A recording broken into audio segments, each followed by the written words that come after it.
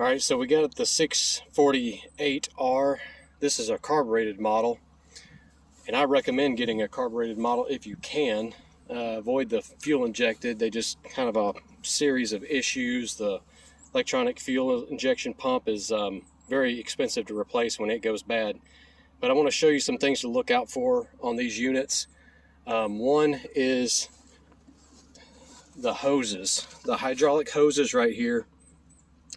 If yours are rubbing right here on these fan shrouds, like I had a new one the other day that was rubbing right here, brand new unit, had about 30-40 hours on it.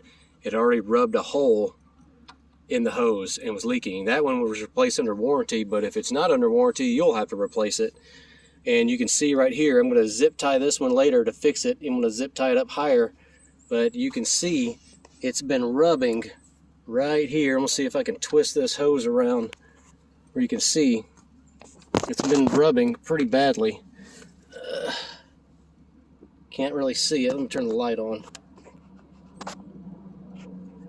It's got a pretty good wear right here.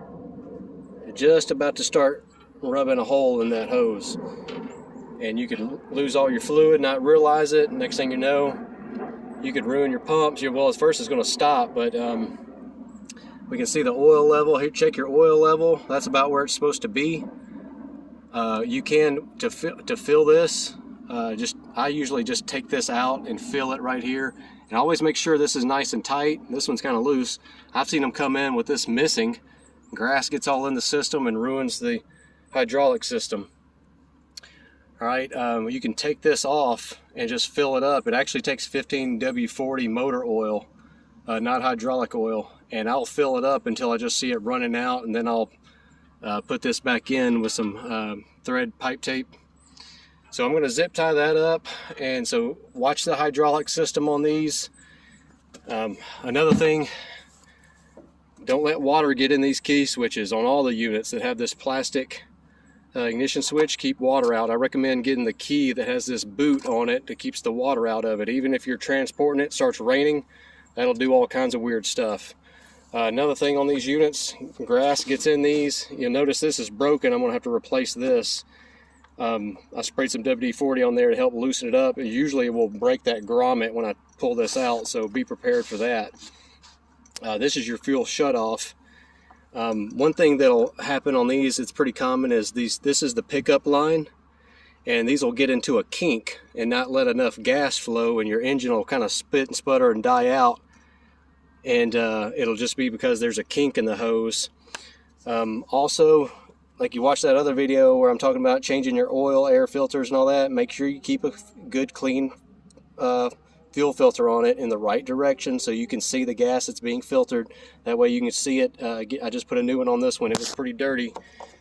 And also, if you'll just every once in a while shine a light down in the bottom of your gas tank, because you'll be surprised how much grass and dirt and debris gets in there over time.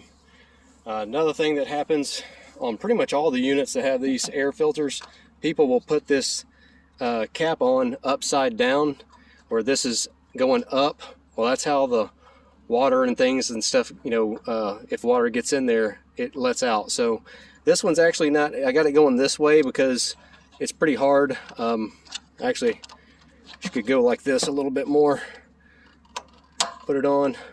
Because if you have that pointing straight up on this particular model, the clamp gets really close to the shroud there. And while we're talking about the shroud, take these off every once in a while and blow air through there. I just got it off to show you on this video. But this is how the engine stays cool. All the air has to flow through those fins on the head there. If it's clogged up with grass, like this customer has this all clogged up with grass, you're going to overheat and ruin your engine. Another thing, see this stick right there? Just give a good visual inspection of everything. You see how there's grass and stuff all clogged up. I don't know if you can see it on the camera.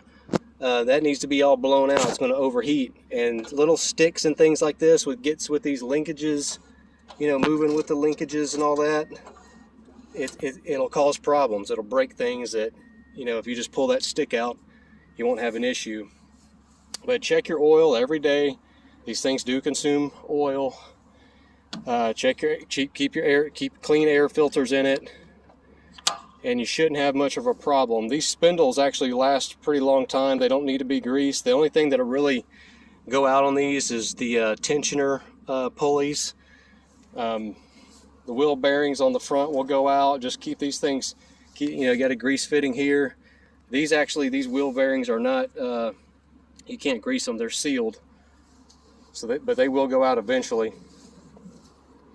And that's pretty much it. And sometimes the throttle cable will they'll break on these. And if these get pretty loose, if you have a loose throttle cable, some models you can fix it. See that bolt right there? You can just snug up that bolt. I think it's an 11 millimeter. You can snug that bolt up.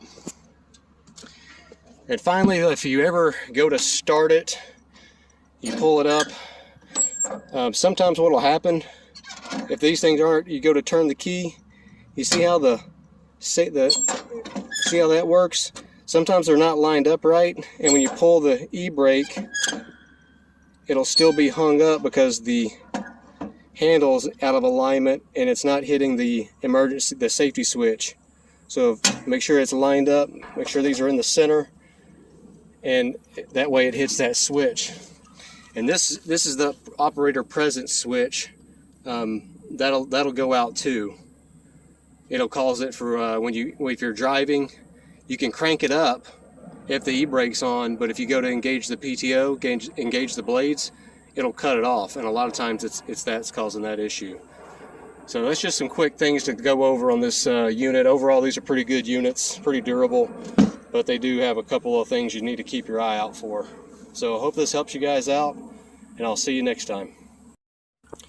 One final thing, sometimes this is the deck. See, our little friend here got a little head on there.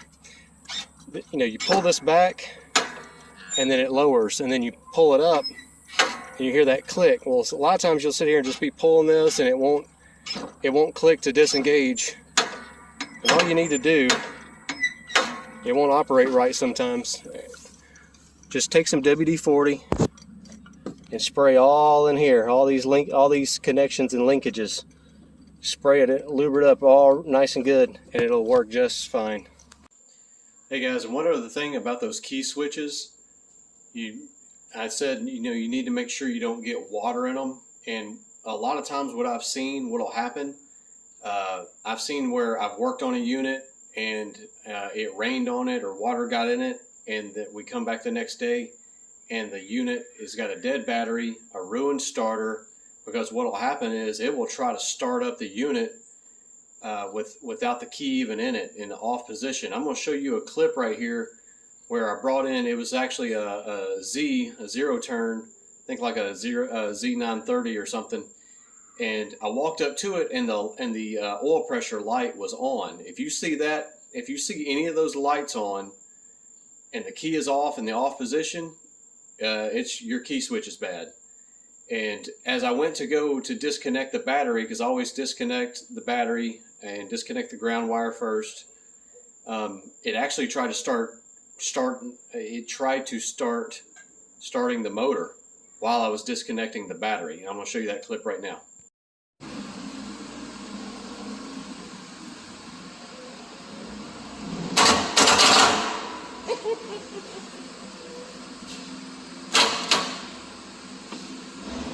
So guys, just be careful. You do not want to get water in that thing.